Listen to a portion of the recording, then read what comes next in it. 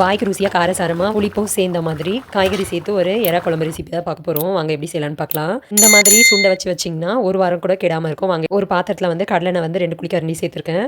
எண்ணெய் காஞ்ச உடனே கடுகு சேர்த்துட்டு கூடவே உளுந்து 1/2 ஸ்பூன் சேர்த்துட்டு கடுகு உளுந்தும் வந்து பொரிஞ்ச உடனே கொஞ்சமாக ஜீரகமும் வெந்தயமும் கொஞ்சமாக சேர்த்துட்டு கூடவே வந்து பெருங்காயமும் வந்து ஒரு 1/4 ஸ்பூன் போல் ஆட் பண்ணியிருக்கேன்.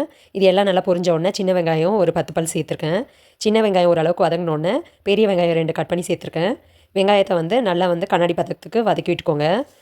வெங்காயம் நல்லா வதங்கின உடனே நான் இதில் வந்து ஒரு கொத்து கருவேப்பிலை நல்லா வாஷ் பண்ணிவிட்டு இதில் சேர்த்துருக்கேன். கருவேப்பிலையை நல்லா வதக்கி விட்டுக்கோங்க. 3 பச்சை மிளகாய் வந்து கீரி சேர்த்துருக்கேன். உங்களுக்கு காரம் அதிகமாக வேணும்னா உங்கள் டேஸ்ட்டுக்கு ஏற்ற மாதிரி எக்ஸ்ட்ரா வந்து ஆட் பண்ணிக்கோங்க. பச்சை மிளகாய் சேர்த்துட்டு நல்லா வதக்கிட்டு நான் வந்து பூண்டு 10 பல் வந்து உரித்து இடித்து எடுத்து வச்சுருக்கேன். அதையும் வந்து இதோட சேர்த்துட்டு நல்லா மிக்ஸ் பண்ணி விட்டுக்கோங்க. பூண்டு இந்த ஸ்டேஜில் சேர்த்திங்கன்னா வந்து உங்களுக்கு சீக்கிரம் வந்து கரியாமல் இருக்கும். நல்லா சாப்பிடும் போதும் நல்ல மணமாக இருக்கும். பூண்டெல்லாம் சேர்த்து நல்லா வதங்கினோடனே தக்காளி வந்து 3 பழ தக்காளியாக கட் பண்ணி வச்சுருக்கேன். அதையும் இதோட சேர்த்துட்டு நல்லா தக்காளி வதங்கினோடனே உங்களுக்கு தேவையான காய்கறி நீங்கள் ஆட் பண்ணிக்கோங்க. நான் வந்து இன்றைக்கி கத்திரிக்காய், உருளைக்கிழங்கு, வெண்டைக்காய் எடுத்துக்கிறேன். கத்திரிக்காய் வேண்டான்னு நினச்சிங்கன்னா நீங்கள் வாழைக்காய் கூட ஆட் பண்ணிக்கலாம். முருங்கைக்காவும் சேர்த்துக்கலாம். டேஸ்ட் ரொம்பவே நல்லாயிருக்கும். கத்திரிக்காய் வந்து 2 எடுத்துருக்கேன். வெண்டைக்காய் ஒரு 4-5 எடுத்துருக்கேன். உருளைக்கிழங்கு 2 தோல் சீவி கட் பண்ணி எடுத்துருக்கேன். இறால் வந்து 1/2 கிலோ வந்து நான் மஞ்சப்பொடி உப்பு போட்டு வாஷ் பண்ணி எடுத்து வச்சுருக்கேன். காயெலாம் ஓரளவுக்கு வெந்த உடனே இதில் இறாவை சேர்த்துட்டு எண்ணெயிலேயே வந்து காயோடு சேர்த்து இறாவையும் வந்து நல்லா வதக்கி விட்டுக்கோங்க. நல்லா ஒரு 5 நிமிஷம் போல் வதக்கி விட்டுட்டு எண்ணெய் பிரிஞ்சு வர ஸ்டேஜில் வந்து நம்ம இதுக்கு வந்து காரப்பொடி சேர்த்துடலாம். இப்போ இதில் வந்து உப்பு சேர்த்துட்டு நான் வீட்டு மிளகா பொடி, குழம்பு மிளகா பொடி தான் எடுத்துருக்கேன். 2 டேபிள் ஸ்பூன் ஆட் பண்ணியிருக்கேன் குழம்பு மிளகா பொடி.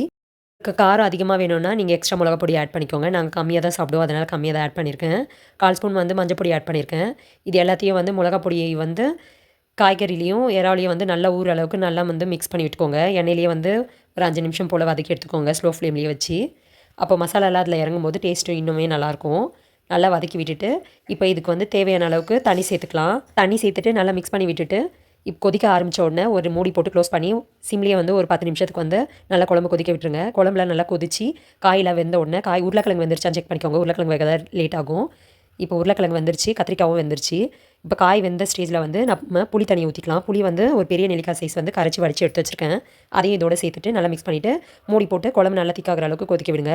இப்போ குழம்பு நல்லா திக்காகி கொதிச்சு வந்துருச்சு. இந்த ஸ்டேஜில் வந்து நான் ஒரு ஸ்பூன் பெப்பர் பவுடர் ஆட் பண்ணிவிட்டு மல்லித்தலையை கட் பண்ணி சேர்த்துருக்கேன். மறக்காமல் ட்ரை பண்ணி பாருங்கள். டேஸ்ட் ரொம்பவே நல்லாயிருக்கும். வீடியோ பிடிச்சிருந்தா சேனலை சப்ஸ்கிரைப் பண்ணிக்கோங்க.